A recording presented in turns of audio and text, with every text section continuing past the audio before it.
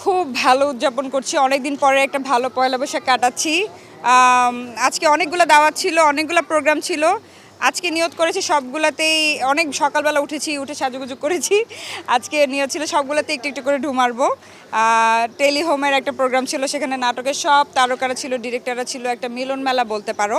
ওখানে ছিলাম এবং সবার সাথে দেখা হয়েছে, অনেক ছবি তুলেছি, অনেক সেলফিস তুলেছি, অনেক মজা হয়েছে। আজকে তারপর এখন এফডিসিতে আসলাম।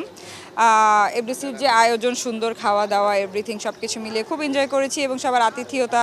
করোনা বা যে কোনো ভাইরাসের এগেইনস্টে ফাইট মানি ব্যাকট্রলের লেফট রাইট অলওয়েজই তো খুব ভালো লাগছে এবং সবার সাথে দেখা হচ্ছে, এই তো খুব ভালো লাগছে। তানা আপু, মানে ট্রেডিশনাল লুকই বলা চলে যে পয়লা বৈশাখ আসলে বাঙালিনের সাজে হয়, বাট এমনি নর্মালি আপনি সাজতে কতটুকু পছন্দ করেন? নর্মালি এত বেশি সাজা হয় না, এত এনার্জিও নাই আমার। শুটিং ছাড়া আমার খুব কমই সাজুগুজু করা হয়।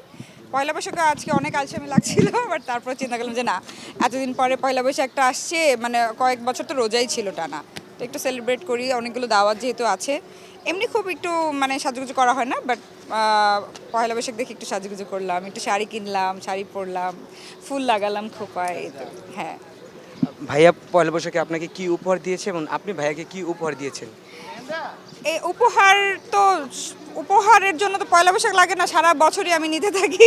পয়লা বৈশাখে এই শাড়ি উপহার পেয়েছি, তারপরে আরও অনেক উপহার এখনো বাকি আছে। তারপরে যে ফুল ফুল কিনে দিয়েছে, ফুল আছে, শাড়ি আছে, এই তো।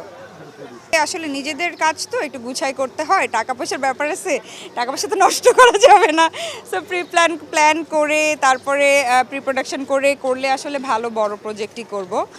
ওরা প্রজেক্ট করছে না এখন, বাট ওরা যখন করবে। না না না, আমাদের রিসেন্টলি আমাদের অফিস শিফট করেছি আমরা, এবং আমাদের অফিসের ইন্টেরিয়রের কাজ চলছে। আমি খুব শীঘ্রই আমার রুম কমপ্লিট হয়ে গেলে আমি বসা শুরু করব। এই আমার ঢুকতে হবে, তো আমি যখনই ঢুকবো তখন দেখবেন যে সব কাজ আমিই করতেছি, আর কেউ ঢুকতে পারতেছে না অফিসে, তখন ঢুকতে পারবে না কেউ, কিন্তু তো কোনো নায়িকা সুযোগ পাবে না। তো এখন এতদিন সুযোগ দিয়েছি, যা করার করে নাও, এখন আমি ঢুকতেছি, এখন আর কেউ চান্স পাবে না। মাত্র তো শুরু, এখন সিনেমার মার্কেটটা ভালো, সিনেমা মানুষ দেখছে এবং অনেক ভালো ভালো সিনেমা হচ্ছে। বড় পরিসরে সিনেমা করার প্ল্যান আছে, বাট একটু সময় নিয়ে ভালো করে করতে চাই। আসলে ওই যে সময় কম, আমরা যে কারণে সিনেমাগুলো, এবার ঈদের সিনেমাগুলো যে কারণে প্রবলেম হয়েছে, যে সময় স্বল্পতার কারণে অনেক কিছু মিসিং হয়ে গেছে, এরকম করতে চাই না, সময় নিয়ে ভালো করে কাজ করতে চাই।